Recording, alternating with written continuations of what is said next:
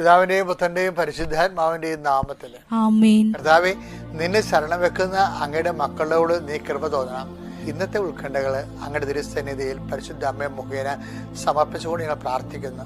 കർത്താവേ, നിന്റെ വിശുദ്ധ പൗരോഹിത്യത്തെ മഹത്വപ്പെടുത്തണമേ. നിത്യം പിതാവ് പുത്രനും പരിശുദ്ധാത്മാവായ സർവ്വീശ്വരെ നീക്കും. ആമേൻ. ലൂക്കായുടെ സുവിശേഷം 12-50 വാക്യം വായിക്കാം. എനിക്ക് ഒരു സ്നാനം സ്വീകരിക്കാനുണ്ട്. എനിക്കൊരു സ്നാനം സ്വീകരിക്കാനുണ്ട്. അത് നിവൃത്തിയാകുവോളം ഞാൻ എത്ര ഞെരുങ്ങുന്നു. ഈ ഞെരുക്കമൊക്കെ വന്നാലേ അത് സ്നാനമായിട്ട് സ്വീകരിക്കണം എന്നാ പറയണ.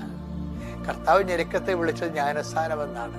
ഓരോ ഞെരുക്കങ്ങളും സാമ്പത്തികമാകാം, ശാരീരികമാകാം, മറ്റ് വ്യക്തികളുള്ള മാനസിക പീഡനമാകാം. നമ്മുടെ ഞെരുക്കങ്ങൾ ജ്ഞാനസ്നാനം തുടർച്ചയാണെങ്കിൽ അതിൻ്റെ അർത്ഥം എന്താണ്? അത് എൻഗ്രേസ്മെന്റ് തുടർച്ച